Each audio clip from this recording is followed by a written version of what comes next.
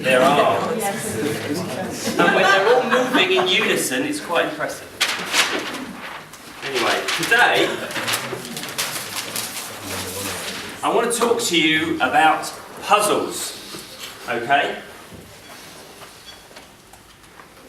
Here is a puzzle. Some of us will recognise this, being of age. This is a Rubik's Cube. This is the thing I would puzzle over when I was younger. This was our version of Candy Crush, I suppose. It's the Rubik's Cube. Now, it's reckoned that to completely scramble a Rubik's Cube, you need to do 20 moves, at least 20 moves to scramble a Rubik's Cube. So, that would be one, that would be another, there's the third, and there's the fourth. Can I ask everyone to move, do one or two moves and pass it round, okay? Bearing in mind I'm going to solve that, so give me enough time to do it. Don't dawdle, okay? Right. While that's going around, I'm going to tell you a story. A story about two guys in America about 30 years ago. One was a hypnotist, one was a psychologist. And they had an idea that they could teach corporate America, and in particular management and sales teams, to be more persuasive using hypnotic language and hypnotic techniques. The puzzle they had to solve was that corporate America did not want them hypnotising their staff, and they wouldn't allow them in. So they had to solve that puzzle, and what they came up with was a system of their own. Who's heard of NLP? Most of us, actually. That's good. Now, people often ask me, how is neuro-linguistic programming linked to hypnotism? And basically, neuro-linguistic programming is hypnotism without the word hypnosis involved. It uses hypnotic techniques that hypnotists have been using for years and years and years, takes away the trance element of it, and introduces persuasive techniques. Now, neuro-linguistic programming proved to be quite successful, to the point where small businesses in Sittingbourne know exactly what it is, because they solved that puzzle. But I do believe there are certain puzzles that businesses in Sittingbourne and in the UK have to solve. In particular, there are some statistics I want to show you. 70 million. That's the amount of man-hours lost in companies in the UK every year due to mental health issues.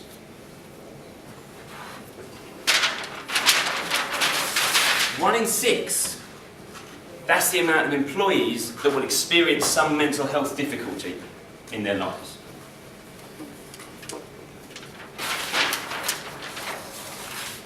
£26 billion. That's the amount of pound notes that will be lost every year due to mental health issues. These are things like anxiety, depression. But there's so many other things that companies suffer with due to stuff that's going on up here. Loss of motivation, loss of focus, lack of confidence, fear of public speaking. And that's not just in this environment in front of a group of people, but in meetings where there's only 2 or 3 people there. Fear of cold calling. And not just cold calling, but maybe picking up the phone to that person that you've spoken to loads of times, but you just feel the fear every time you reach for the phone. Social anxiety, coming into a group like this and talking to people. How many of us felt challenged the first time we came into this room? How many of us still feel challenged every time we come into a room like this?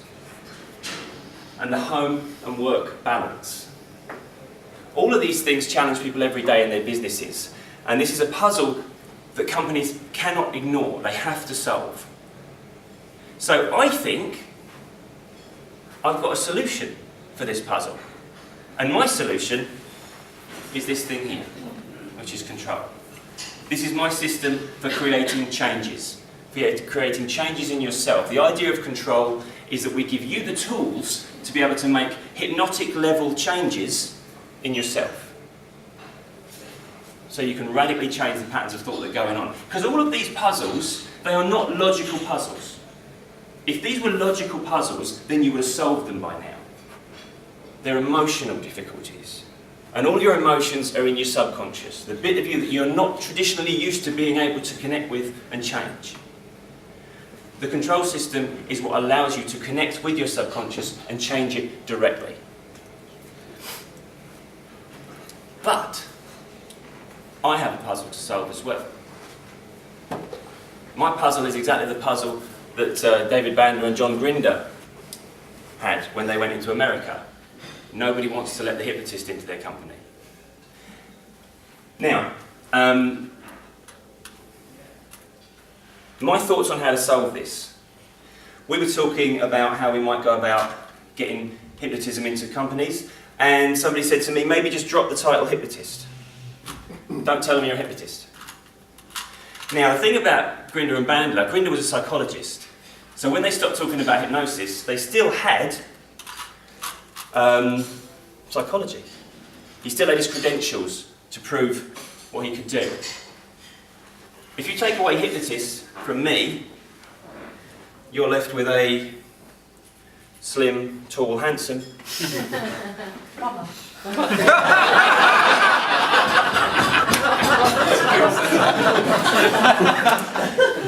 Ex-plumber.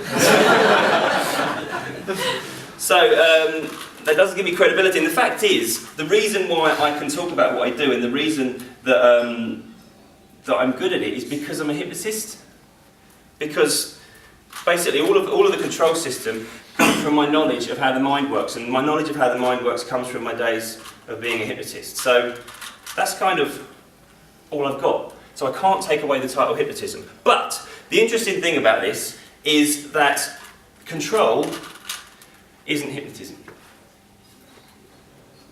It might stem from hypnotic techniques, but it is not hypnosis. And any of you that have done the control course will know that control is not hypnosis. It's utilising techniques to make changes.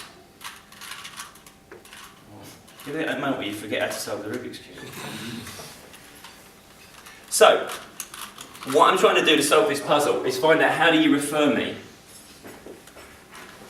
into corporates without saying, and here's this hypnotist. So, what I'm going to offer is a free talk, a free seminar, and it can last as long or as short as people want. I can go in on an all-staff day. I think, Marion, you were talking about that, weren't you, for KWCs? And if I do this, then I can display my worth, I can display my value. When I first came into this group, you didn't know what the hell I was about, did you? And it was a difficult referral. I remember the electrician we had at the time said to me, so what, are we trying to find people that need therapy? Are we saying to people that we know, you need therapy? And it wasn't like that at all. It was about what do you want to improve, what do you want to change? Because even though you might not want therapy, and nobody wants therapy, even the people in this world that we say, you need therapy, they don't want therapy. But everyone wants to improve, and in particular, the people that I'm talking to in this room are very used to wanting to improve. As running our own businesses, that's what we want to do. That's our focus, constantly improving, constantly getting better, constantly striving for more. So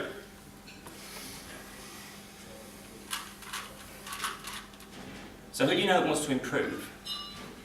What companies do you think might resonate with the idea that they're losing time and they're losing money? And who do you know that might be interested in saying, yeah, we'll listen to this guy for an hour, we'll see what he has to say, and we'll see if he can solve our puzzles?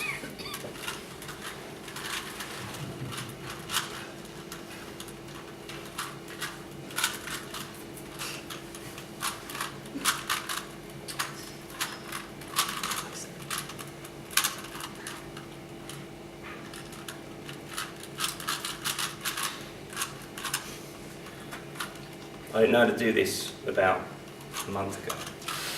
The world record is just under a second. No, the world record is 4.5 seconds.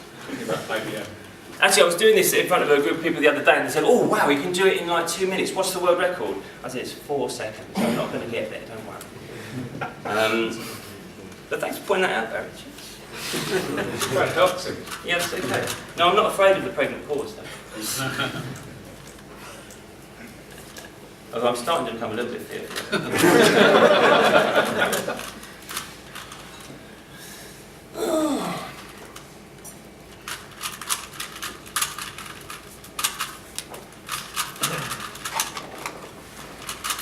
So actually got well over 25 seconds left. Well over 25 seconds left. Anyway, what I'm asking you guys to do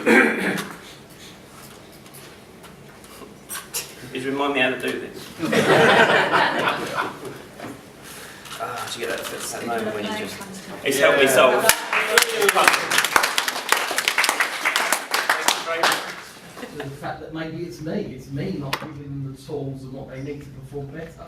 Well, you know what? I know somebody who you can bring into your company and provide the tools to get the best performance. So this was the point I was going to make. I was going to present you as an improvement, not as a problem solver. Exactly, as an improvement. This is enhancing performance. This is saving. This is taking your business to the next level. I haven't even started talking about glass ceilings yet.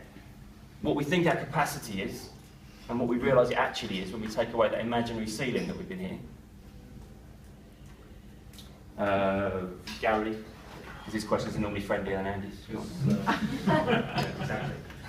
You're doing a hands-on hypnotist too. Yeah. Are you doing a control course follow-up? What happens is, people that have done the control system and they understand the control system, they know how to use it. People that are within the therapy genre, and that's really, I just need them to understand how to work with clients. I'm not going to teach how to become a therapist, can then do the control practitioner course where you can actually take people through this. It can become another tool in your toolbox. That's the next stage for control. I would like control to be out there in the same way that NLP is out there. I would like there to be control practitioners, first of all, available to people all throughout the country, and then ultimately throughout the world. That's my goal for control. Sorry, Andy, you had a question? It's not necessarily a question, but one of the ways to get companies into Tim, or one of the ways I thought is that I've got someone who is the decision maker within the company, is quite high up within the company, but they're coming on Tim's course at the end of March. Thank you.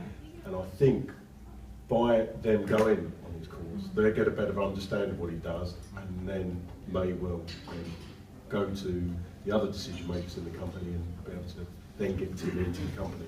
So that's one way of doing it, is getting someone who's a decision I maker agree in with the that company. actually, because I went on the control course, and I definitely have plans to bring you into our business. I see the success of everyone else there, and it's really good thing to do.